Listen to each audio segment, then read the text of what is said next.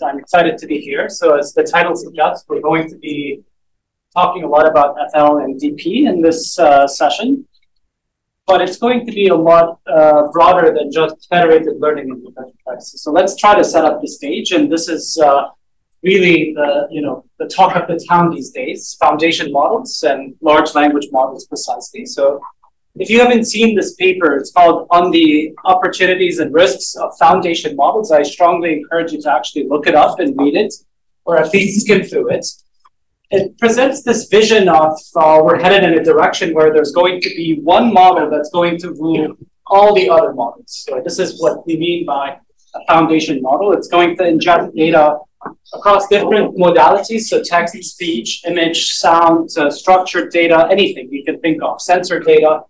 It's a multimodal model, and it can be then adapted to many other tasks. So you can do a Q&A, you can do sentiment analysis, information extraction, you can do image captioning from it, object recognition, segmentation, instruction following, anything you can think of can be done from this one big model. And so this thing was kicked off somewhat in late 2018 by the introduction of BERT, which was arguably the first large model that has those kind of general purpose capabilities. Since then, you can see there's a lot of models that are better, bigger, and improving almost by the day. I mean, I was keeping track of all the models in this space, and then at one point I just gave up. Because every day you try to read the news, and there's something new by a new startup or a new company, whether mid-sized or big-sized tech company. But what's, there's no denying about that these things are proving to be very useful for a lot of people. They're really opening up the space of applications, the things that we can do, the way we interact with them, and they're helping us a lot. But the reason why I want you to check this paper, because it really talks a lot about not just the opportunity, but also the risks. And these models come with a lot of risks. I mean, I don't think in this workshop or school we're going to touch on all the risks. There's a large focus on privacy. That's why it's bolded on this slide. That's what my talks are going to focus on, as well as other speakers. But there's many other risks. There's factuality and correctness. A lot of you have experienced the hallucinations of these models. They can give you wrong answers while sounding very confident. So if you don't know what you're looking for, you can be misled. They can introduce a lot of unfairness against certain minority groups, certain religions, race, colors, genders, etc. They can be abused and misused. They can really introduce some certain safety concerns. So a lot of people can actually use them to manipulate cars and whatnot. And you can really run into troubles and issues. Security and privacy, this is really the topic of this summer school. So we're going to talk a lot about it.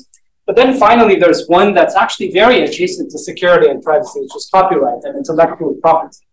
A lot of these models are going to ingest works by software engineers, by artists, music producers, creators, and then they're going to spit out things that look a lot like what they were trained on. So how do we verify that what they're generating is actually new content?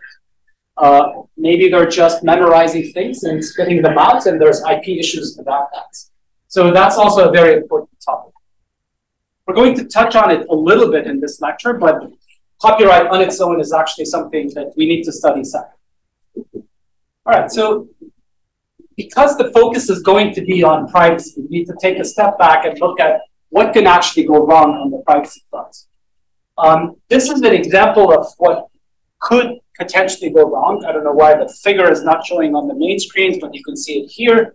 So my colleagues at Google were able to take GPT-2 and just prompt it. You can see that benign prompts that don't make a lot of sense, could actually lead to the model spitting out information that was redacted on purpose here.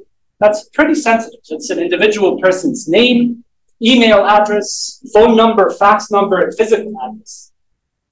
And this is not the only case or the only time that this model has actually flat out, gave a person's information. So, It's presenter view.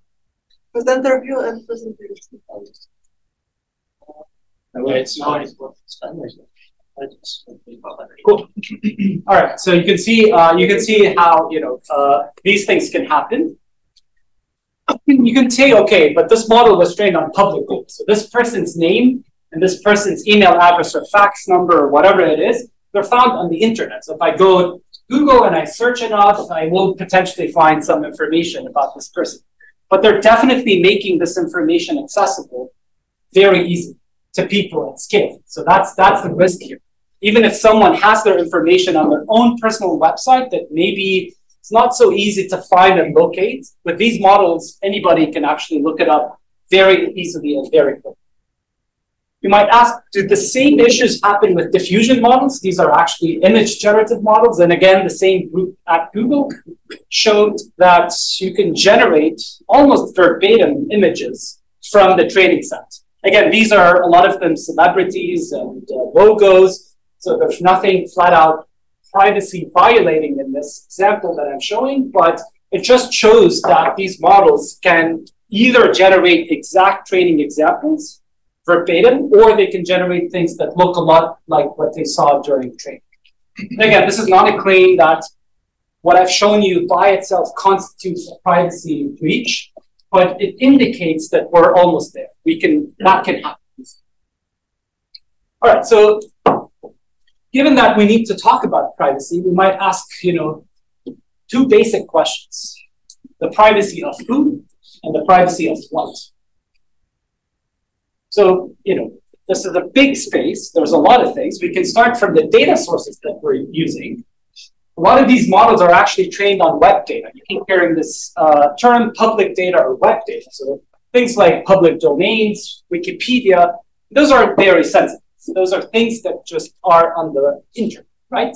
But a lot of them are often either fine-tuned or personalized on other data sets. So you can see here as we go from the top box all the way to the bottom box, we're getting more personal in the type of data that we use with these models.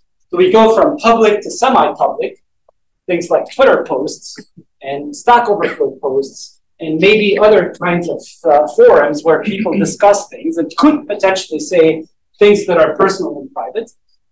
We go down to things like our emails and our photos and our search histories, and even more to data that we have on our own device. If we're actually typing on our keyboard and talking to our friends and parents and colleagues, we might share information that's extremely sensitive, even though that information is transient and not stored.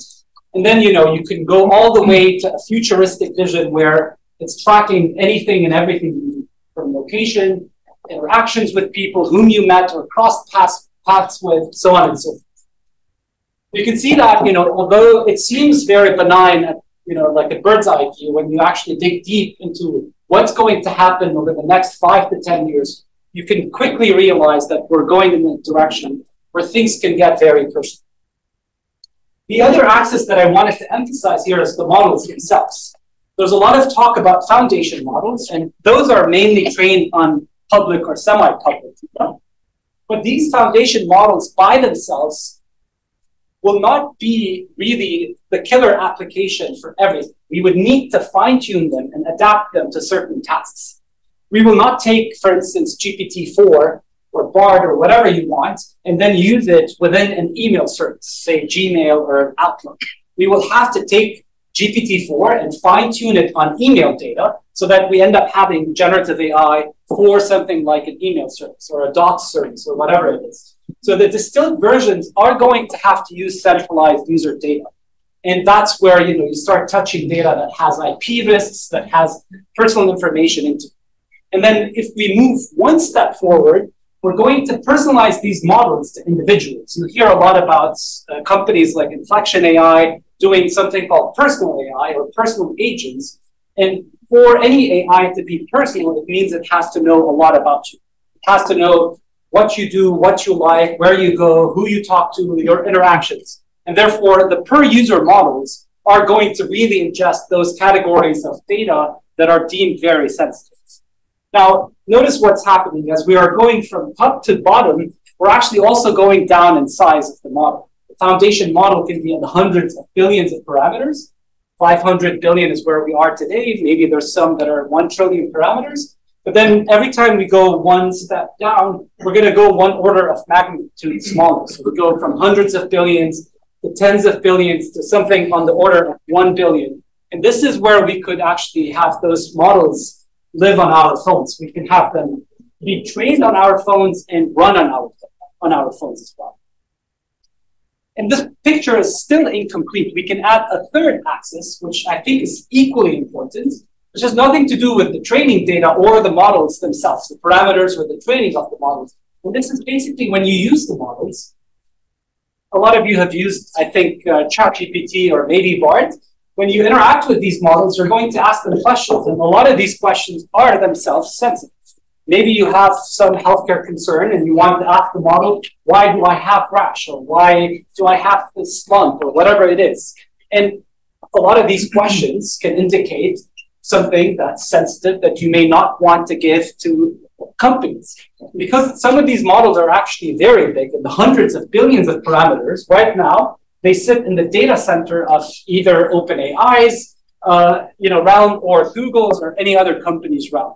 So the real-time queries and prompts that you're performing can also be personal. And those are things that can carry also some privacy concerns. You can quickly see how complicated the picture is. It's not one simple thing. It's not the privacy of one individual or one thing. It's a lot of individuals and actors and a lot of things.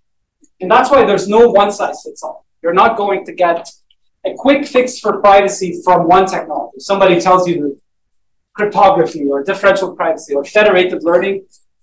They either don't know what they're saying or they want to pretend to have a solution. Privacy requires thinking across the spectrum. So this is what I want, this is the main takeaway, I think, from at least this first talk. Privacy is not a binary quantity. Some of the things that I don't like in papers that are written is that people make claims that this is private or this is not private. It's not a binary quantity. It's not even a scalar quantity.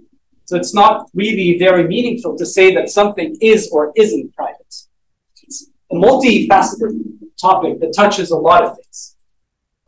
So one thing we've been doing is, at Google, we've been thinking about a lot of the principles that go into actually defining what privacy is. So we have these principles, 4 principles that we wrote down. And in this series of lectures, I'm going to focus on the 2 in the middle, but I think all of them are just as important. So let's actually overview them very quickly. So the first one is about giving transparency into what is being used when you do machine learning. So the users need to know what data sets were used to train the models. And if any of their data is being used, you should have them either opt in or out. They should have the ability to say, I don't want my data to be used to train this model, or no, feel free to use my data. So one step closer towards user transparency and user-centric control was GDPR, which I think was really great.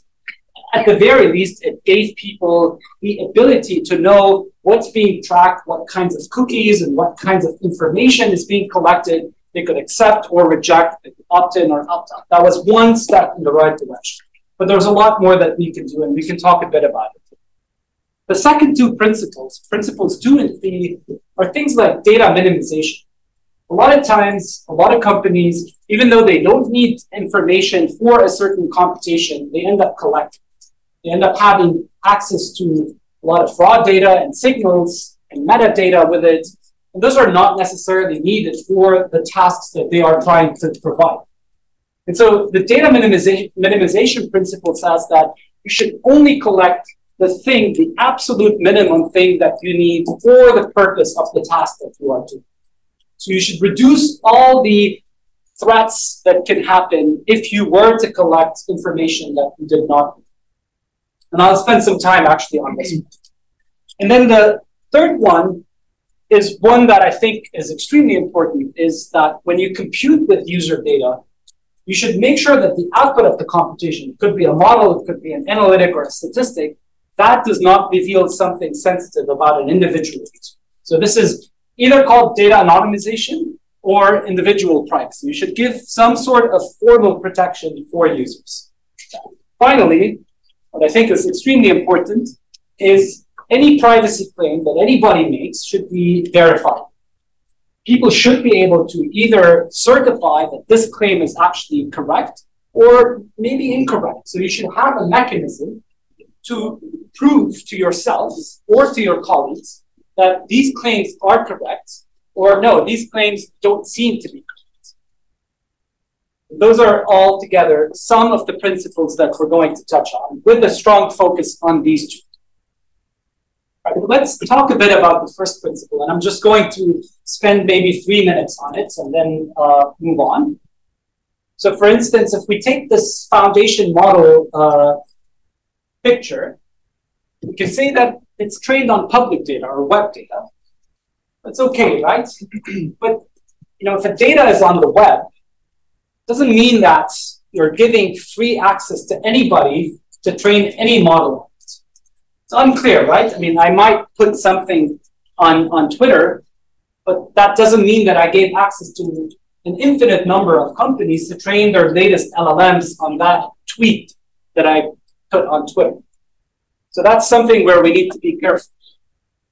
And so there are things in GDPR, for instance, like the right to be forgotten, which is pretty interesting. It says that if somebody at one point in time decides that something that they posted on any web page or any service, they can choose to say, I want the company to delete that piece of information. It could be a tweet, for instance. I could tell Twitter, okay, I don't want this tweet to exist anymore. I want to delete it.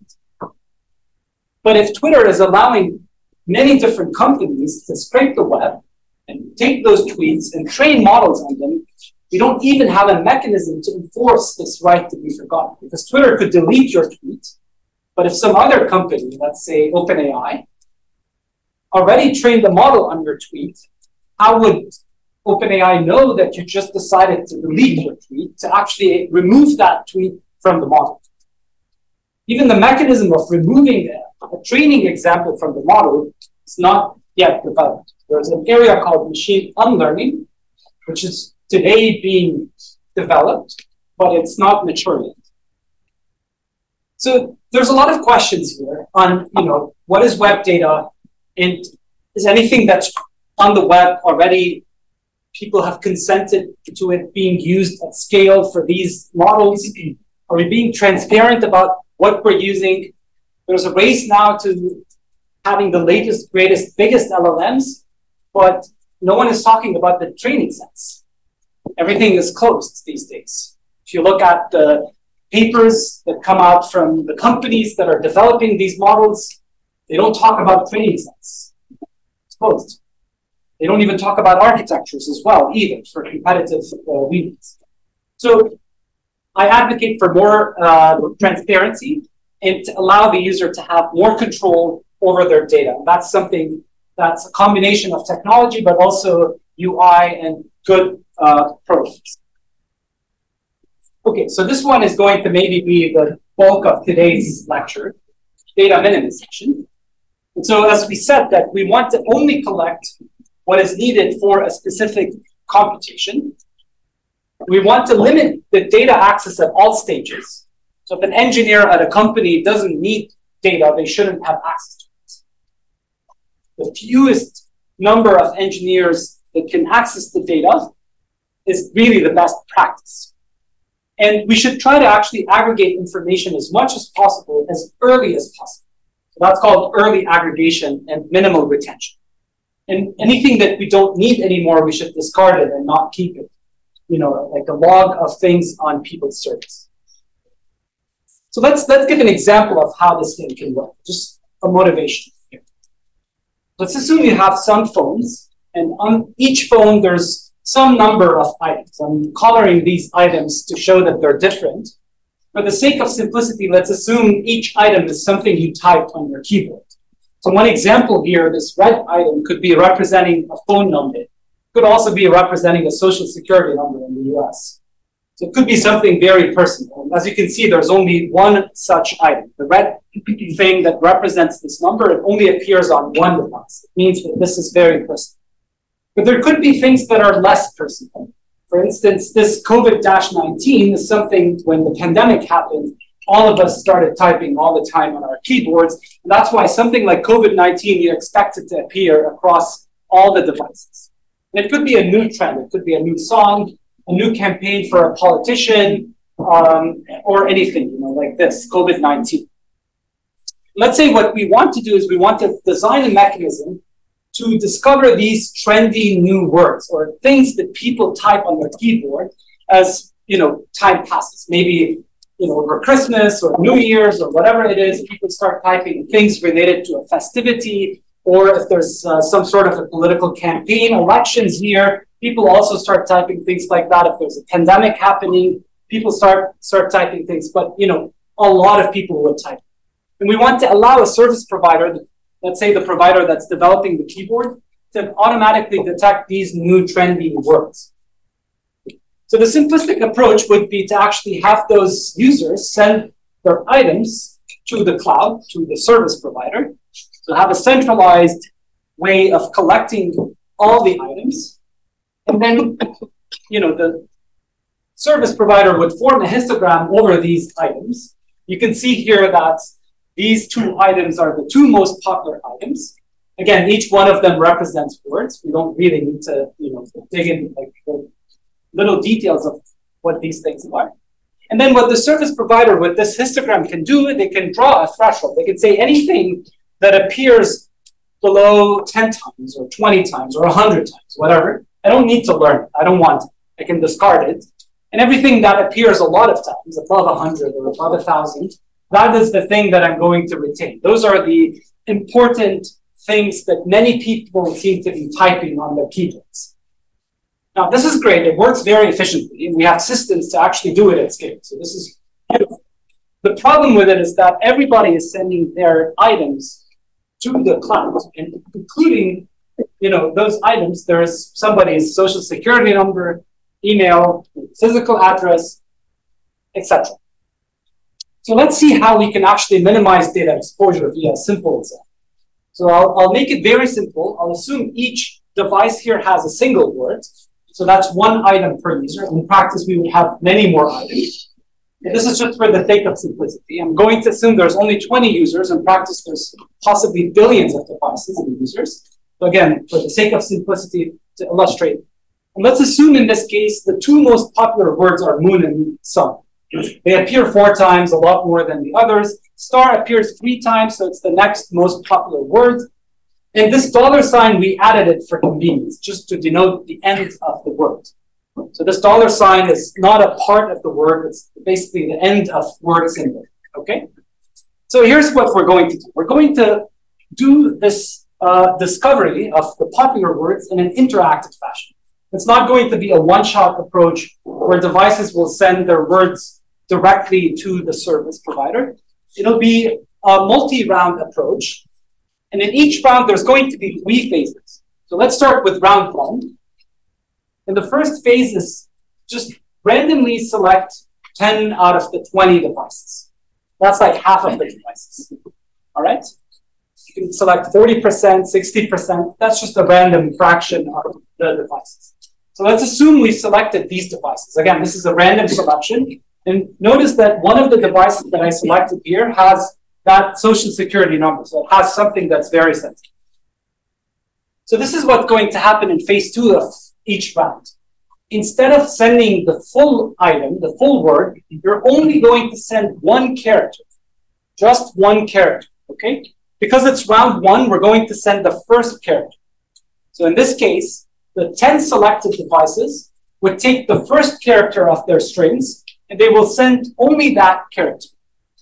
So what will the service provider see? They will see 3 devices send the character S, 2 devices send the character M, and then there's 1 device each for the other characters, F, G, C, L, 6. So what's going to happen in the third phase of this algorithm is that any character that appears less than 2 times is going to be discarded. So for a character to be kept, it has to appear at least theta times. For the sake of simplicity, I'm choosing theta to be equal to 2. All right, so we discard all these characters. We're not going to keep track of them. And we're going to form a tree where we're just going to put the characters that were sent by at least beta devices. So we end up with S and M as nodes in this tree. And that's just the first round of the algorithm. We're going to repeat this algorithm multiple times. So let's do round 2 together. We're going to start by, again, randomly selecting 10 devices. You'll see that there's some overlap between the first and second round. That's natural, right? But not necessarily all the devices are exactly the same. Because now we're in round 2, what we're going to do is we're going to send the second character. But there's a caveat. We're going to send it if the second character appears after S or M. So if the second character appears after something that the server did not discover, you'll not send it. So let's look at this example.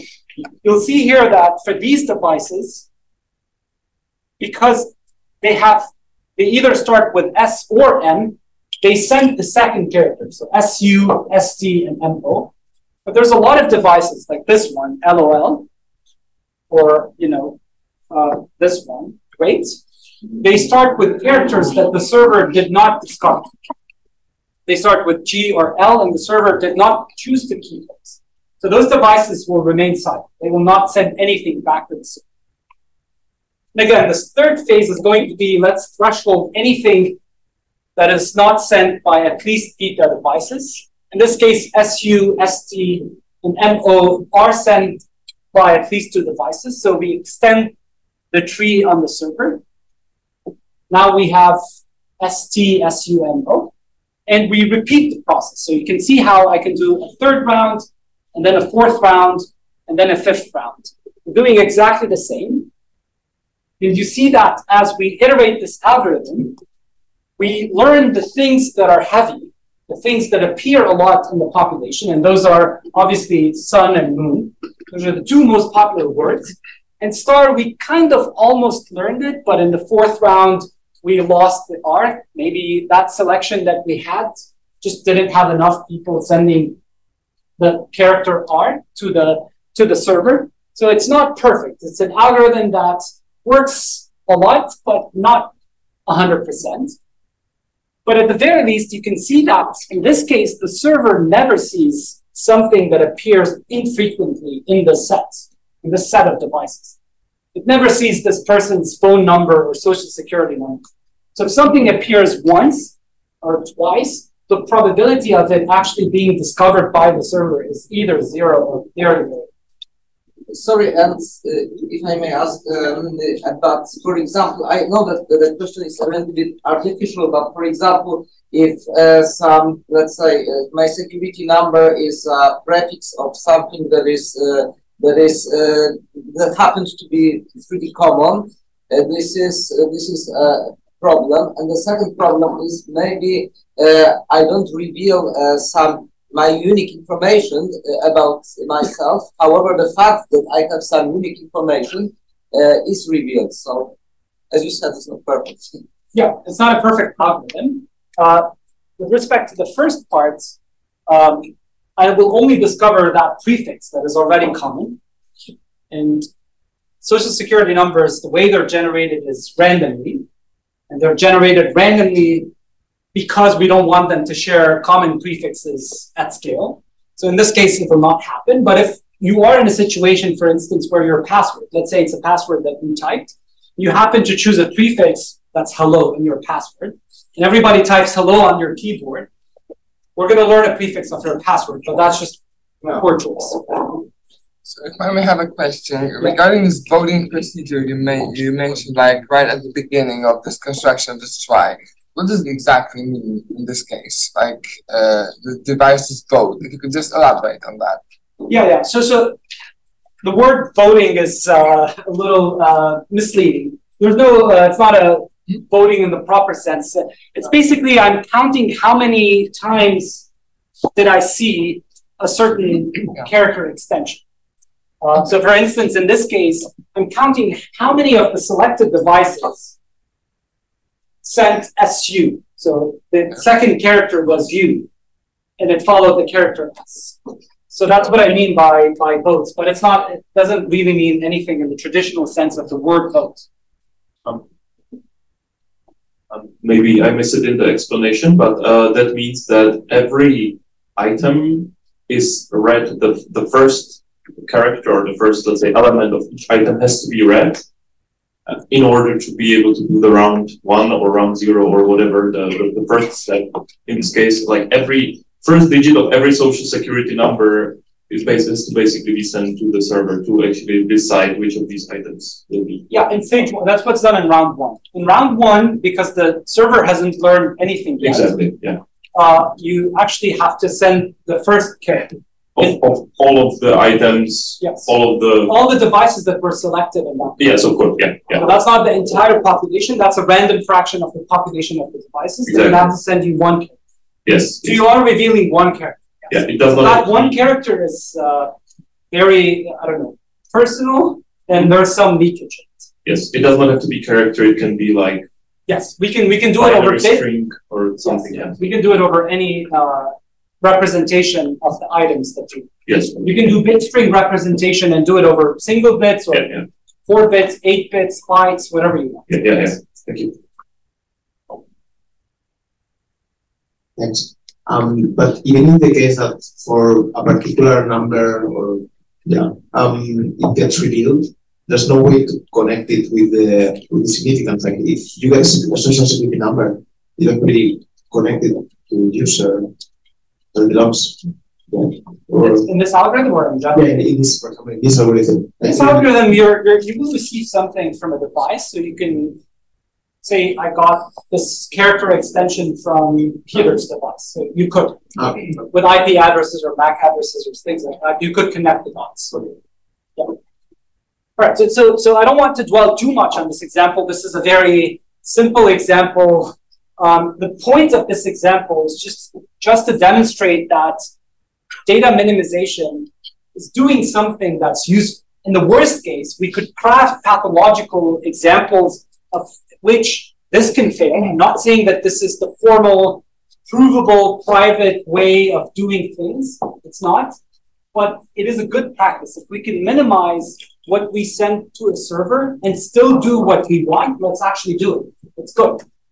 So as opposed to sending all the items, all the characters of all the strings in full generality to the server and then let the server do whatever it wants with them, if we can actually work a little harder and do these 5 rounds for the server to actually learn what it needs, those popular strings, let's do it. This is data minimization. This is just illustrating what we mean by data minimization. All right, so from that, I'll jump into federated learning, which is a data minimization technology. It's not a privacy technology, it's just a data minimization technology. So what is federated learning? It's just a machine learning setting where multiple entities, these can be institutions, phones, laptops, devices, hospitals, banks, whatever you want. We call them clients. They work together, they collaborate in order to train a machine learning model. And they do it typically under the orchestration of a central service provider. What's really crucial is that each client's raw data is kept on their device, their institution. They're never exchanged or transferred. Instead, only whatever is absolutely necessary for achieving the goal of training the model is exchanged between those devices. You can see that it's just a data minimization technology. It's trying to minimize the surface of attack, but it doesn't eliminate the surface of attack. What we're exchanging still contains something that's sensitive.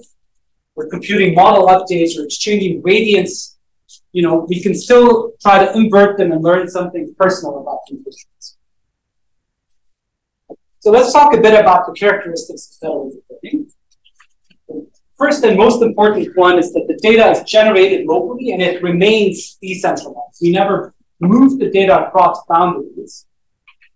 We keep the data where it is born. Okay, so if it's a hospital, it has patients, have images and blood work and all kinds of very sensitive data. We don't share the data with a tech company or we share them with across multiple hospitals. We keep the data where it is. And the data that's on one silo or user, it cannot be read or transferred by other devices. This is naturally.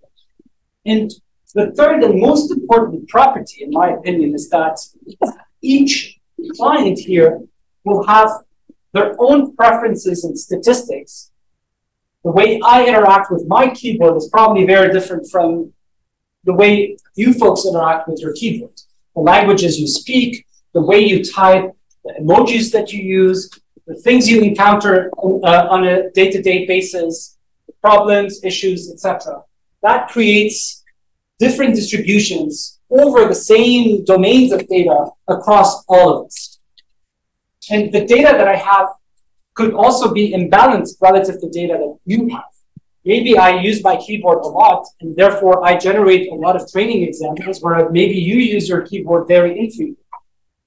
So there's imbalances in these data sets, and that imbalance can be very, very big.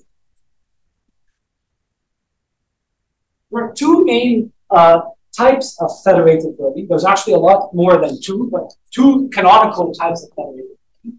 The first one is known as cross-device federated learning, where we're actually trying to do training across a large fleet of devices. Those are typically phones, but they can also be laptops, they can be smartwatches, they can be sensors.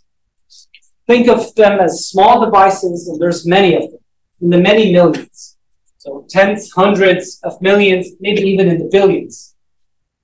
And the server is trying to orchestrate this computation to learn a model which it then deploys at scale after it has trained.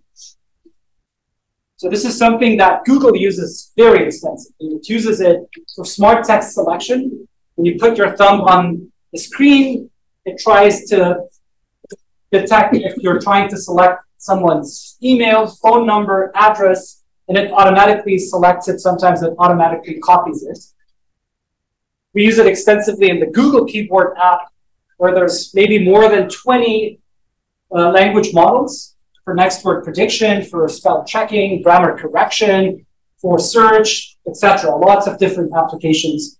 We used it in health studies when we were tracking spreads of diseases across communities, especially during pandemics, where a spread is growing and where it's shrinking. We use it in Android messages for smart compose and reply, and so on and so forth.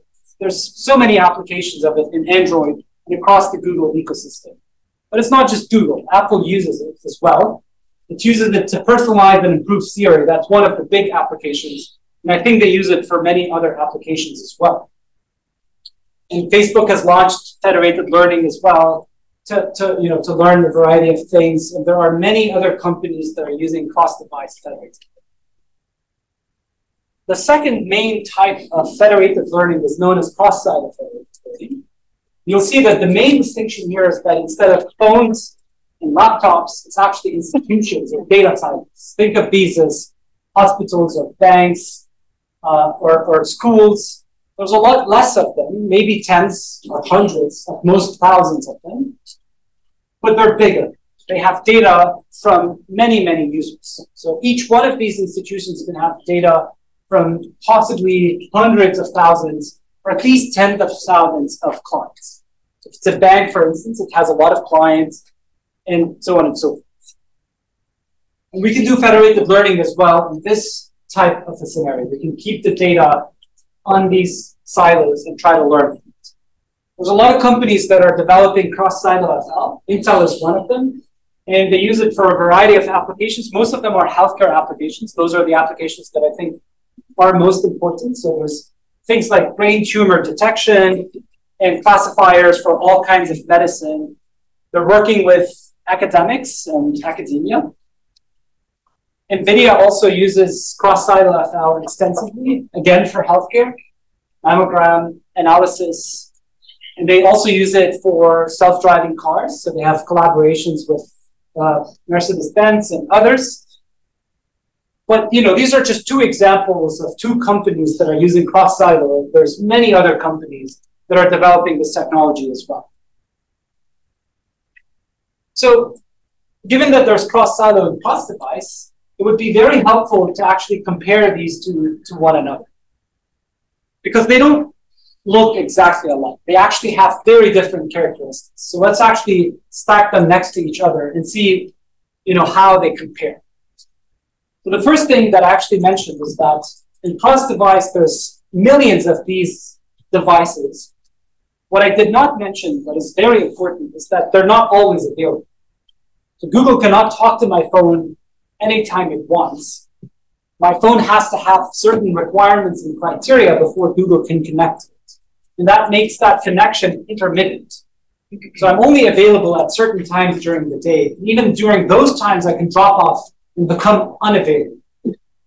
So even though there's a very large pool of devices, these devices, you can think of them as basically being flaky. They don't always appear, and they cannot always be addressed. Whereas in the cross-silo setting, because these are banks, the servers are always up and running, and they have enough compute power and memory, and so on and so forth. So they're available to participate in computations at all times. So there's a lot less, and they're always there to compute. Now, what this really translates to is that in the cross-device setting, we cannot index those phones easily. So Google cannot create a mental model of this is Peter's phone, and this is Yuri's phone, and this is this other person's phone. It's just as impossible for Google to keep track over billions of devices for each phone. What is its IP and MAC address and all kinds of IDs. First, it's a privacy nightmare. Second, it's just from an engineering perspective almost impossible because you move around, you change cell towers, you change Wi-Fi routers and all that stuff. So it's just not possible for us to trace and track and keep updating that data. So we cannot really give names or IDs to these devices. We should just treat them as basically, some devices connecting at this point. That's why we use the word anonymous, even though it's not really fully anonymous, but it's almost anonymous. Whereas in the cross-silo setting, because there's tens or hundreds of them, we can actually know that I'm talking to this bank versus that bank. So we can give them names. That's why here I'm calling them Alice versus Bob. So I presume that in the consumer context, you're collecting data from phones where I'm running like an Android device or something. That I presume that I would be signed in to a Google account when I do that. Can't that be used as an identity? Yeah, so that can be used, but what cannot be used, or what is difficult to do, is that, say I want to talk directly to you. How would Google devise a mechanism to always reach you wherever you are? That I understand, but I can still have an identity and I can always reach out to somebody with that identity. Right? Yeah. Identity is not the issue, availability is. Availability, yeah.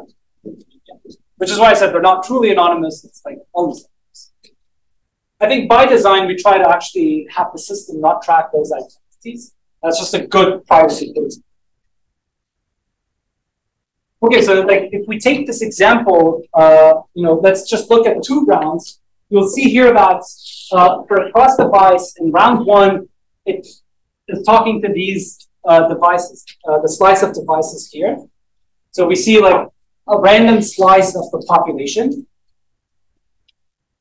Whereas in round 2, we are going to see a very different slice of devices, just a different fraction of devices. On the other hand, between rounds 1 and 2 for cross-silo, we're going to see exactly the same sets of institutions or sites. Because there's just very few of them and they're always available to participate. So one very nice characteristic for at least cross-device is that typically during the lifetime of training a model, we see a device a handful of times, ideally only once. We want to see a user only once during training, not in all the rounds. And that's good for privacy purposes because you don't want to participate many, many times in the training. You kind of want to participate only once. This is also very important. The main bottleneck in cross-device federated learning ends up being memory and compute. We're training on device, and the models are getting bigger and bigger.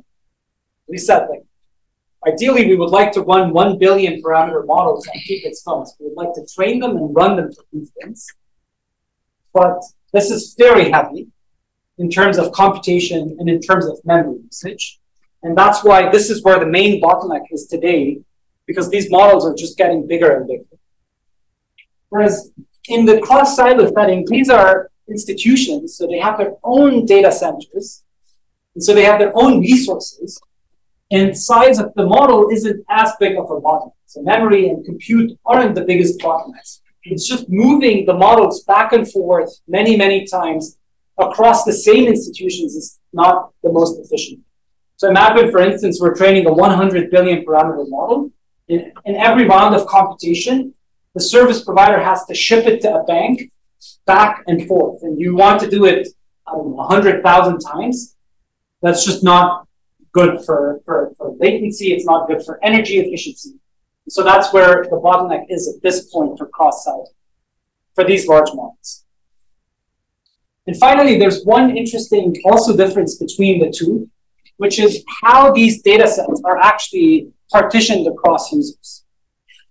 In the cross-device setting, it tends to be horizontally partitioned, meaning that every device has the same features, say an image with its label or some training text for a language model. But every row of this data set represents different devices with different users. In the cross-silo setting, you can be a patient of two hospitals. You can go to one hospital for, say, your imaging, and you can go to another hospital for your blood work. So you as a user can appear on two silos. Same thing for financial institutions or banks. You can have two accounts, two different banks. But each bank or each healthcare institution can know something about you, but not the full. These are called vertically partitioned data sets. This is more challenging because if we want to train a model, the inputs to that model are not all available on one silo. Half of the inputs are available on silo A, and half of the other inputs are available on silo B. So we need to get clever about how we actually compute the gradients of the models across silo networks. So this is the vertically partitioned data that's quite common in cross-silo.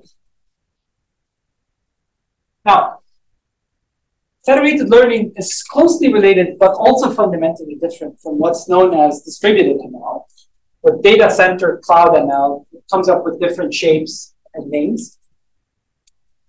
The main difference is that the data here is stored locally, and it's never exchanged or transferred. So we cannot put the data all in one place, shuffle it, and then distribute it equally in equal chunks across the worker nodes or these clients. In data center ML, because the data can all be in the cloud, we can put the data in one place and we can mix it very well together, and then we can partition it into equal pieces and give each piece to a client. And that creates a nice balanced workload across all these clients, because they will all see the same number of training examples. So you can be creating batches of exactly equal size. What's even better is that these batches, because we've mixed the data together, they would have exactly the same statistics. Whereas in the federated learning, whether cross-device or cross-FL, we cannot do this. We cannot bring the data into one place, mix it, and then distribute it in an equal fashion. So we will have to deal with the fact that some will have a lot more training than others. So there will be stragglers, and there will be a lot of heterogeneity in terms of how the data is distributed across these devices. That's the main difference. But then also like that these are, usually they have a lot of compute, they're well-powered, the connections between, you know, the orchestrator here and the clients, usually they are fiber optic cables. So data moves around very quickly. So there's a lot of minor differences. But the major one is the distribution of the data, heterogeneity, and the reason that we can't just put it in one place. There's also something that maybe a lot of you have looked at, studied. It's called fully decentralized learning or peer-to-peer learning. This appeared in many different shapes and forms. It's also closely related to Web3 and decentralized technologies. So this is where, you know, there's roughly no cloud service provider in the picture. this entity here either does not exist or there's some virtual entity that tries to run the system. But essentially at a high level, what happens is that these devices or institutions talk directly to one another. They try to train a machine learning model collectively without having a central service provider orchestrate between them. So they can be using something that's asynchronous and fully decentralized. So you may have heard of things like distributed consensus protocols, the way these people will talk and agree with one another or discover truth. And there's a lot of work in this space. But scalability is one big limiting factor at this point to actually take this and deploy it across people's phones and devices at scale. So we can compare the two types of federated learning, cross-device, cross-FL, with this fully decentralized or peer-to-peer FL. And you'll see that on the orchestration axis, the main difference is that usually in cross-device and cross-FL, there is an orchestrator. There's a service provider that's actually clocking the system and exchanging messages. Whereas in fully decentralized, there's no central orchestration. Maybe there's some virtual orchestration. In these distributed consensus protocols, sometimes there's tokens that are passed around, and there's devices that actually set the pace. But there's no physical, at least, centralized orchestrator to the system. And the way the communication happens in fully decentralized, they tend to have peer-to-peer topology. So the topology of the network is not fixed. Maybe it's based on proximity. My phone can talk to your phones because we're all in the same room. But once I leave this room and each one of us goes their own way, I can connect with other phones depending on who's going to be close to me. And you can connect with different sets of people. So the topology of the network can actually change based on geolocation or other ways. Whereas in federated learning, the classical approach, it's hub and spoke and it's very structured. All right, so we talked a lot about learning. Something I wanted to mention is analytics. And in fact, I already gave you an example of analytics. That was the motivation. But let's actually define what federated analytics is. So it's the art of really computing these geolocation heat maps, discovering trends, popular songs, activities, frequently typed words, spreads of diseases. So you'll see what's common across all these applications is that we're not training a foundation model or a machine learning model or a neural network of any kind or size. We're just learning some trends. We're learning aggregates. We're forming histograms. We're computing some basic queries on the data that happens to be distributed across devices. So you should think of it essentially as some form of SQL, if you've used SQL, but a federated version of SQL. So it's the practice of applying data science methods to the analysis of raw data. But the data needs to be stored locally and never actually combined and merged. We don't use the traditional pipelines of SQL that people use on centralized databases.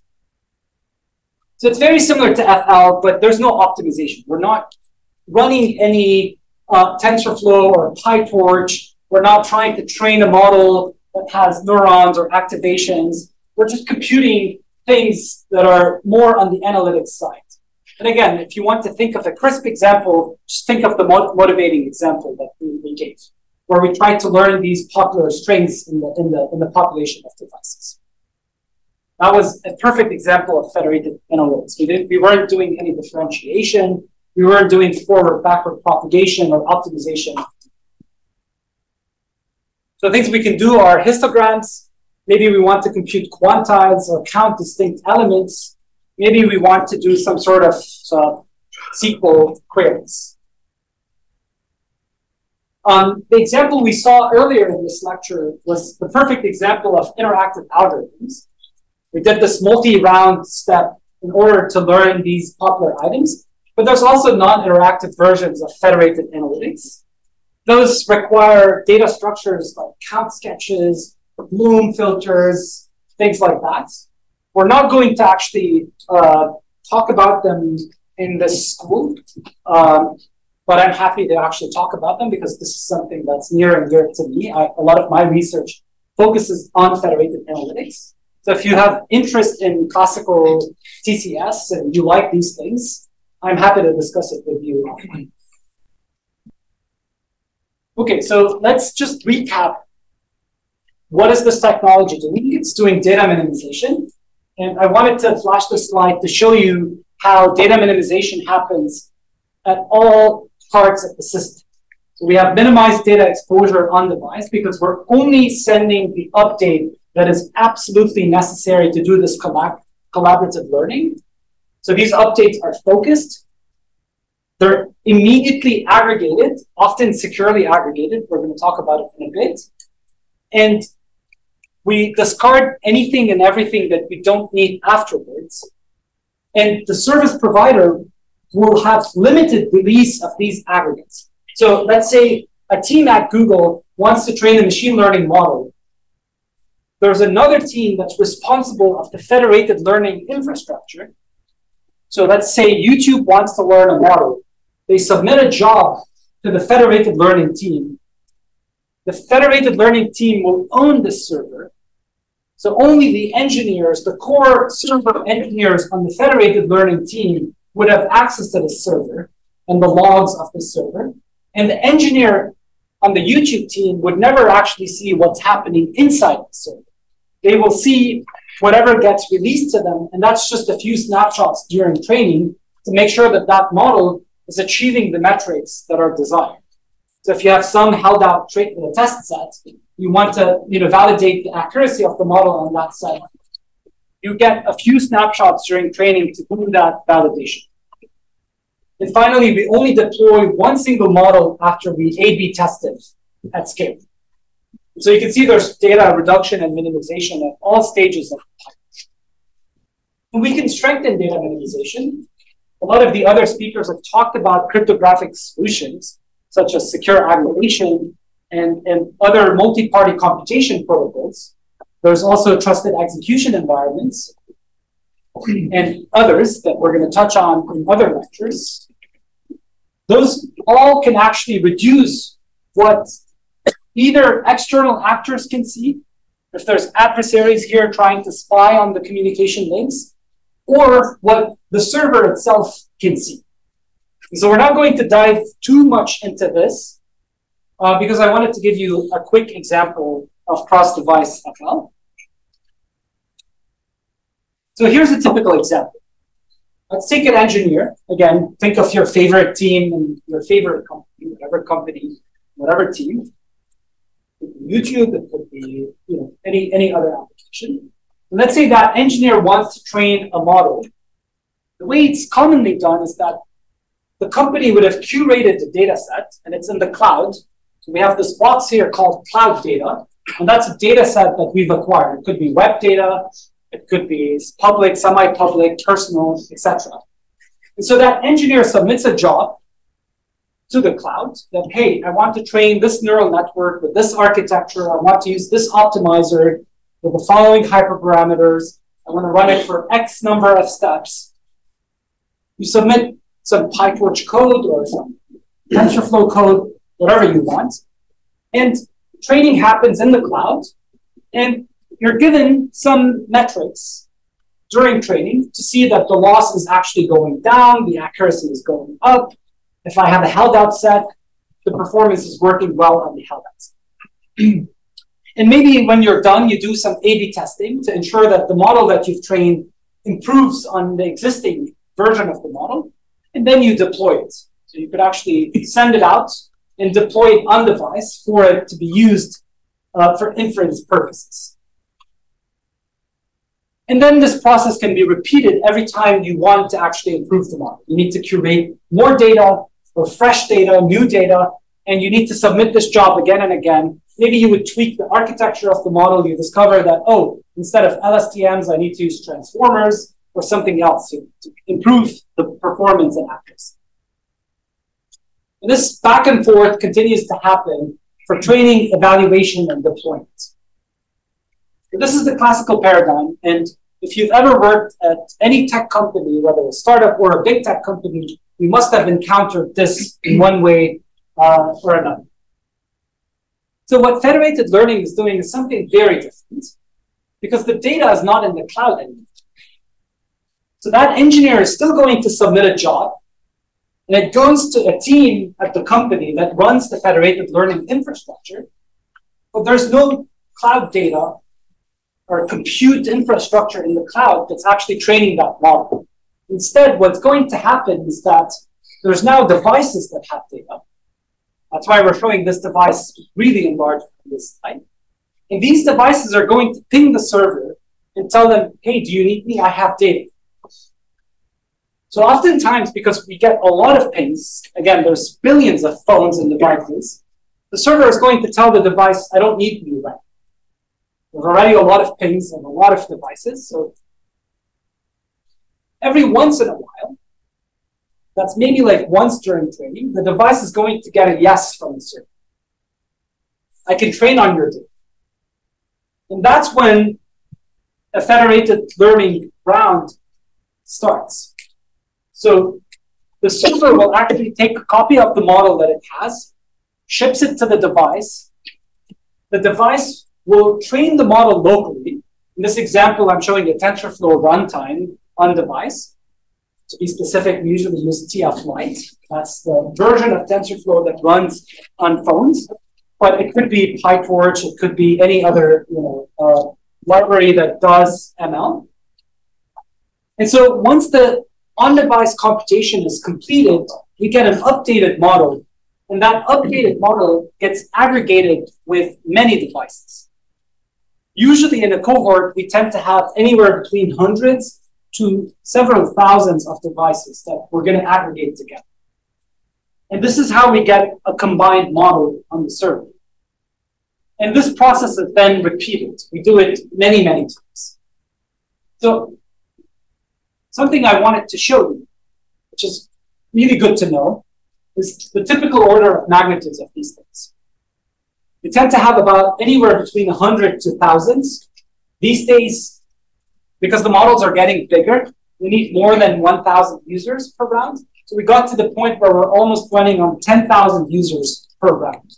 That's 10,000 devices participating in every round of computation. Imagine there's many of them happening. There's not just one team requesting to train one model. Each team requests to train multiple models, and there's many teams that do such requests. It's really a very complicated system working at scale. And usually we need thousands of rounds for convergence. That was the case with smaller models. These days, we need tens of thousands of rounds to converge, because these are larger models that are trained on even bigger datasets. So that's a lot. And every round of computation takes anywhere between 1 to 10 minutes. You might be asking, why is there this big gap, 1 to 10 minutes? Well, it depends on the size of the model and the optimization that you want to run on the device. If it's a very small model with a very simple optimizer, then you can do it in 1 minute. Usually every round takes about a minute for this whole thing to end. But if the model that you're trying to train is actually large, it could take up to 10 minutes every round. So if you put the numbers together, you do quick and dirty math, you'll see that every time you train a single model, that's on the order of many days for that model to be trained. So this is very different from the paradigm that you're used to, where you submit a job and within 5 hours or 6 hours, you use all the GPUs in the world to train a big transformer model. This is something that's happening on device. So there's maybe no access to GPUs or very limited access to GPUs of any kind. It's very restrictive. And that's why engineers hate it, because it slows down the pace of progress. But it also introduces a lot of interesting open problems of how we can speed the computations, how we can shrink the models, so on and so forth. So maybe we should take questions. Yeah. Kind of permission the device should provide to be able to train on that. I mean, is it like only while the application is open, or do we need a certain operation system on the device? For instance, laptop is okay, or only should be phone. Yeah, the devices that are eligible for a certain computation are those that are running an app, right? So for instance, if it's YouTube trying to train a model, it's going to be the devices that have a certain YouTube app that has a certain version of the YouTube app, right? And in that app, ideally, you would be able to say, I want to be a participant in the system or not. Specifically, let's take a concrete example. The Google keyboard app, it's called Gboard, uses federated learning. And in that app, people can actually go in and switch it off and say, I don't want to be part of the system. So this goes back to the first privacy principle, which is user-centric controls. We do give people the ability to opt out and say, I don't want my data to be used for trading. I wanted to ask, do you track with some KPIs what is the impact of this whole process on like battery usage and I don't know, mobile bandwidth? Like you upload the model to a phone, if it's large. Yeah, we do. And we do everything to try to make sure that people's devices are, not abused by any way, shape, or form. In fact, there's criteria for a device to participate. Usually we want the device to be idle. So the user is not, using it to text or email or play games or anything like that. It has to be plugged to the wall. So it's charging, so we're not actually burning through somebody's battery. And it has to be connected to an unmetered network. So we're not using their quota. We're not using their 4G or 5G plan. So those are all things we take into account. And we also limit the number of training examples you can provide. So if you have thousands of training examples, we don't use all of them because A, for privacy, but B, also for workload, to not overstrain the device. Yeah. So you're sending the initial model, what does that mean? You're not sending the whole model all the time. Yeah, so that's a beautiful question. So what is initial model?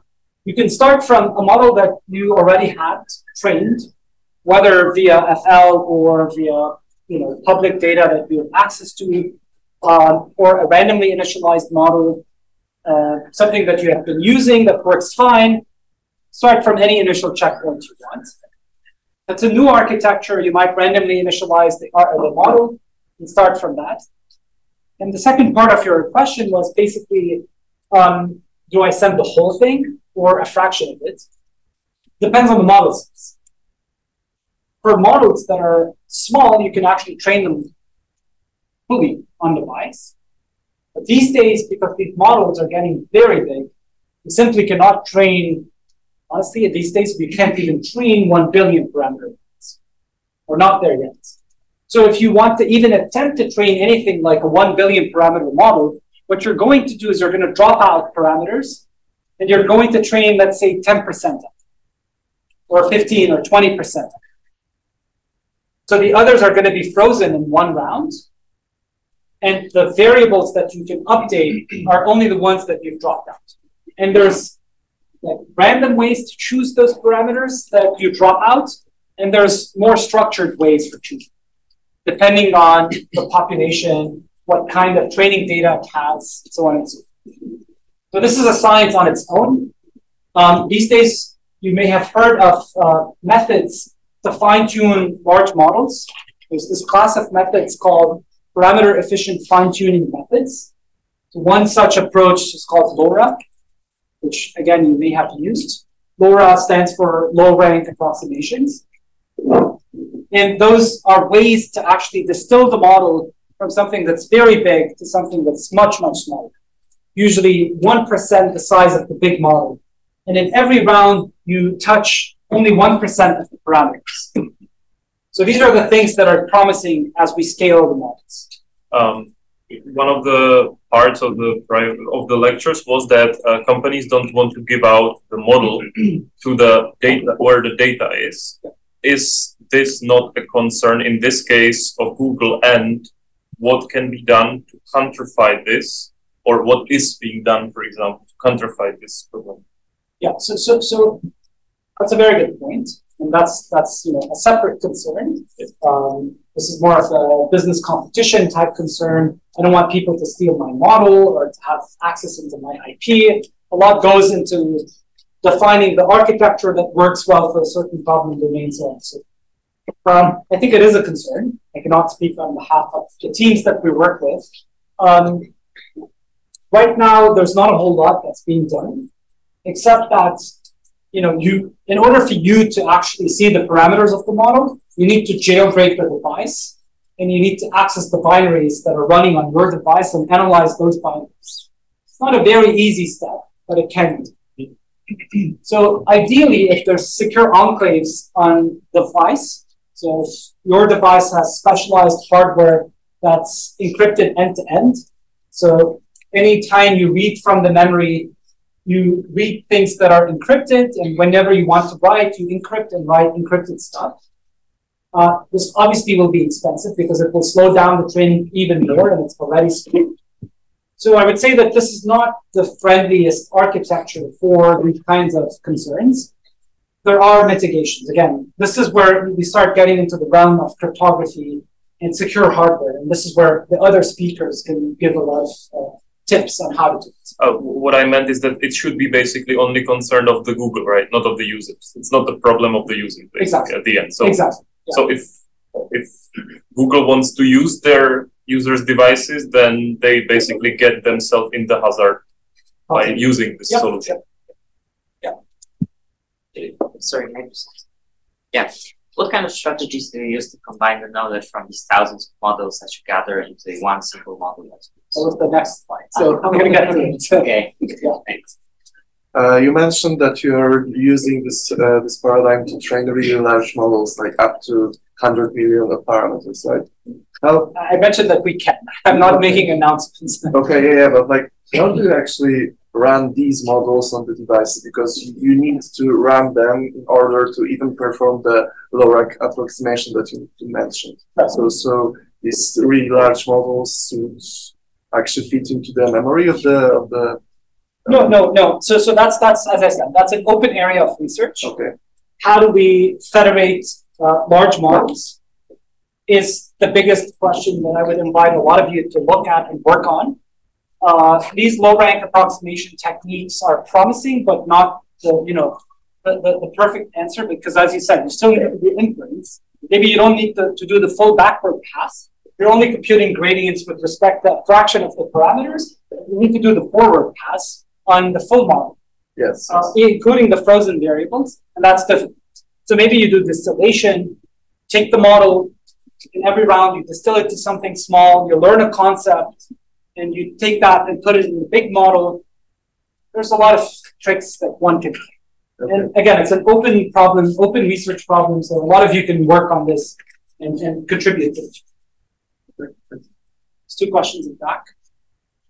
So do you inform your users that they are part of Google Federated Learning Cloud in an easy to process way? And do you provide an opt-out, or is it everything hidden somewhere? So it's not too hidden. If you have an Android device, you can go to the Google Keyboard app in the settings. You'll see it right there. So it's not necessarily hidden. It's you have to look for it, right? Exactly. Yeah. So it's not as easy as the first time I buy a device or install an app, something pops up and tells me you're part of the federated learning pool. Do you want to opt in or out? I think things can be improved on this front, my personal opinion. I'm sure the teams at Google that are responsible for the user interface are working on ways to simplify and communicate. Keep in mind that you folks in this room are experts in this field. You would understand it. But if you go out on the street, you talk to a random person who doesn't even know what machine learning is to begin with. They get a pop-up saying you're part of federated learning. That will mean nothing to them. The pop-up might say your phone might get hot in night because we'll use your compute power. Yeah. I think there's obviously room for improving precisely what we communicate and how we communicate. So I fully agree. There's definitely a lot of room for improvement on that. especially if this is to become the mainstream way of accessing user data. If it's done by Google already, it's already mainstream.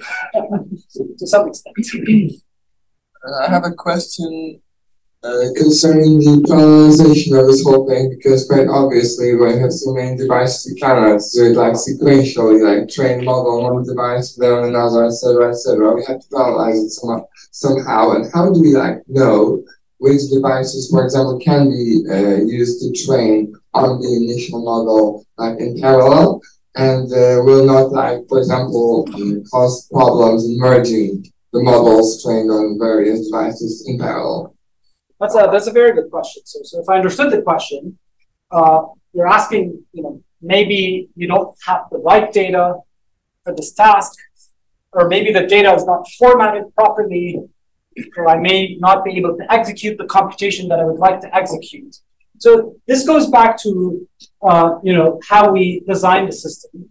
So the app that is going to use federated learning will have logic that encodes precisely how the data needs to be structured. So the formatting of the data, its training example, if it has labels, what those should look like, and how many of them do I need, and what quality of them do I need, so that your device becomes eligible. The moment it is eligible, it means that it has passed all those checks. Still, there could be faulty data, and those faults could be benign faults due to bugs or due to issues.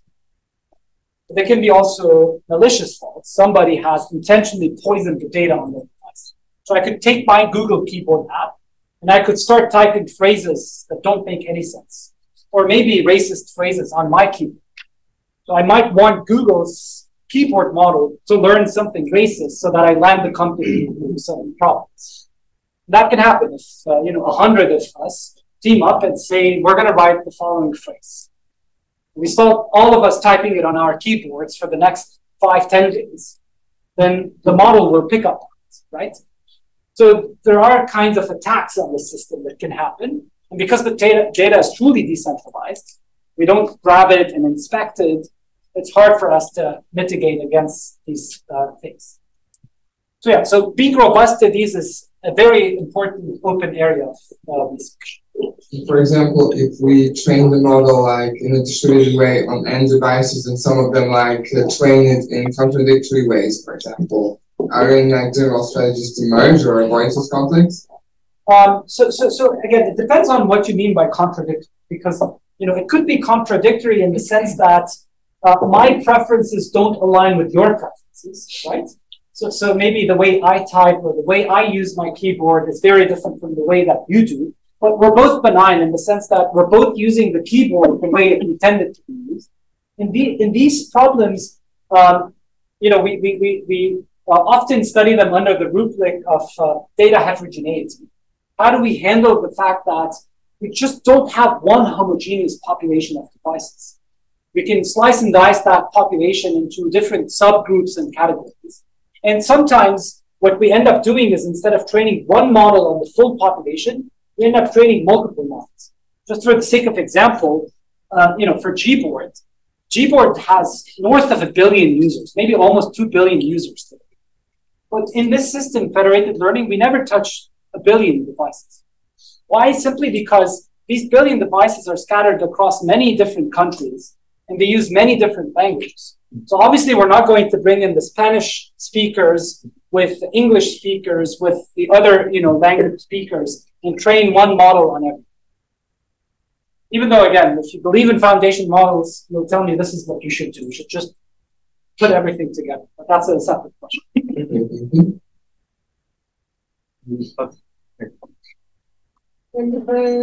When you are typing or using swipes, and you use your gesture to type on the keyboard, it's very easy to make a mistake. You are using an application and it corrects these mistakes, but then you train sometimes on these mistakes the new version of Gboard.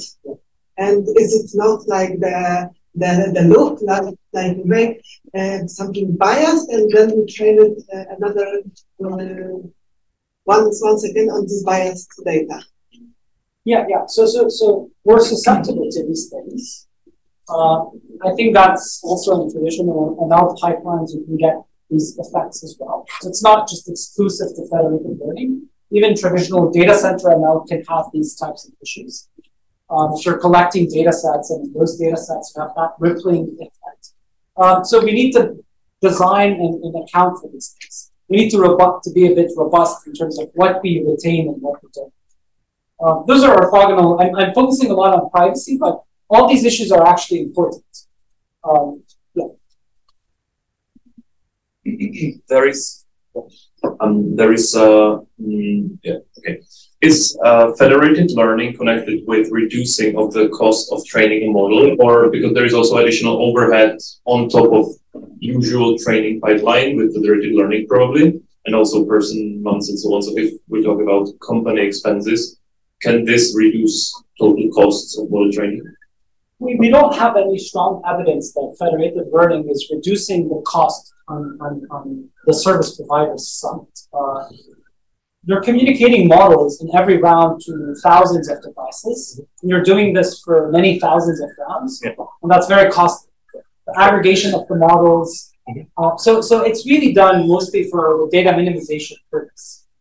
But yeah, if all you care about is I want the most efficient way of training models, I think you're better off shipping the data, putting it in one place, using your resources in as efficient of a way as possible. If you have a rack of GPUs, you need to fully load them.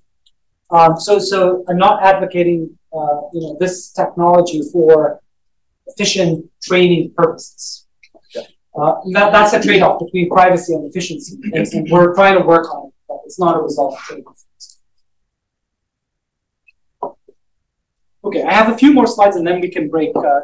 Should we break at 1:10 or now? Yeah, 1:10. Yeah. Okay, all right. So somebody asked about how do we aggregate these things, and that's actually an excellent question. On device, we usually run multiple stochastic gradient descent steps. This is mini batch SGT. So we batch a few examples, we compute gradients, we update the model, we do it a few times. Usually we go one single pass through the local training set on device.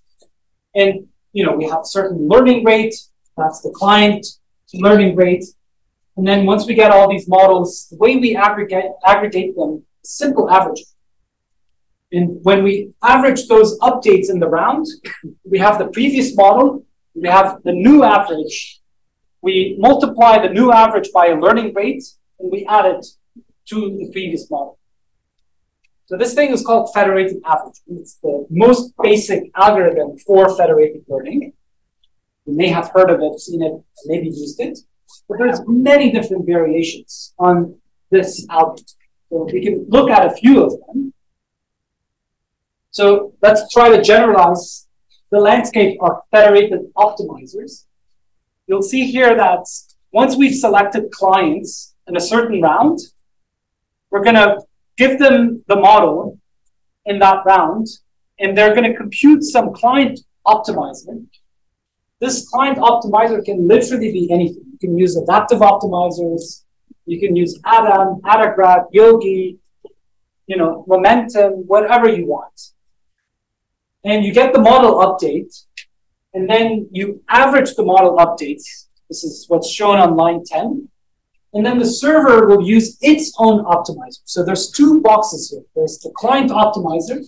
That's the thing that's computing on your local training examples.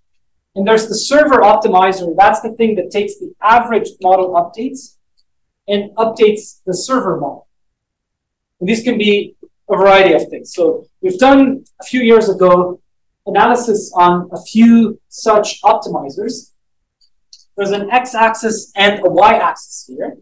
The x-axis is the client learning rate, and the y-axis is the server learning rate. We've tried a bunch of optimizers. So you'll see here, this is federated Adam, and this is Yogi, and this is just federated averaging with some momentum. And we tried to select which one works best.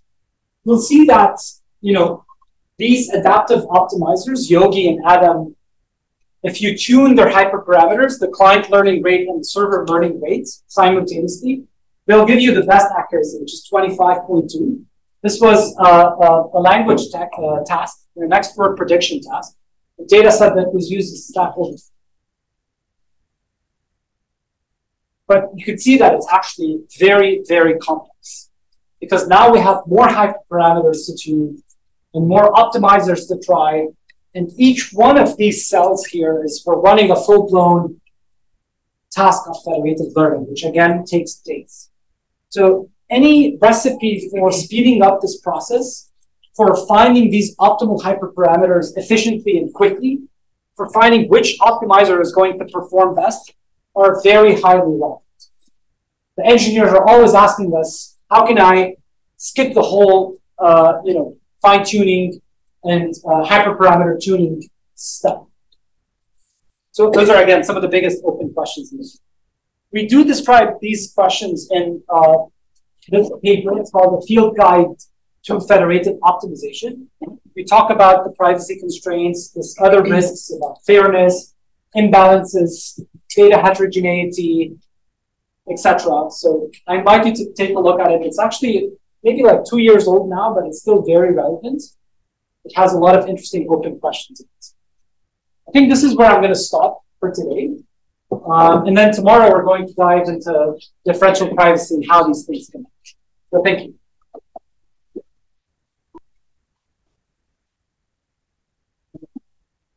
Any questions for Peter? Hi, Peter. Thank you for a very nice talk. Probably this is going to follow from the questions I'm asked from that side. How do you ameliorate situations where the model probably is influenced by the majority of the population? And you said you do adhere to some personalization techniques. And in that case, how does it sort of integrate the privacy of minorities? If you cluster the data set, then it has some trade-off, like how do you minority? Yeah, so the thing that worked best in production and practice is you train one model on the full population. That model is obviously going to perform best for the majority of devices, but if there are minority groups, it may not be the best model for them, right? Because it may not capture exactly their preferences and statistics. But then what you do is once you've trained that model that works well for the population at large, you push that model to all devices, and you personalize that global model to each device. So I will get a model from Google, and maybe that model doesn't perform great for me because I'm an outlier user relative to the majority group in the population. But once I personalize that model on my own data locally, when the personalized model never goes back to the service provider, that thing should be really good. If I learned some common concepts from the population at large, I take those and I add to them those specific concepts that I have. And this personalization procedure does not have any effect on the privacy of because it's done locally. Because it's done locally, it does not have any effect. In fact, I mean, you may have noticed that if you have iPhones or Google phones, you'll see that your keyboard, whether it's the iOS keyboard or the Google keyboard, will start learning things that are specific to you. And that personalization is happening on your phone. That's a vocab that's specific to you. So if I take my phone and I try to type a phrase that you only type on your keyboard, it's some terminology that you use, my keyboard will not be able to auto-complete it, whereas yours will complete it. If you take the same phrase and you type it over and over and over, your keyboard will surely remember it. And that's all local personalization that's happening. And my keyboard will not know anything about it. Thank you. Any more questions, Peter? If not, then let's thank Peter.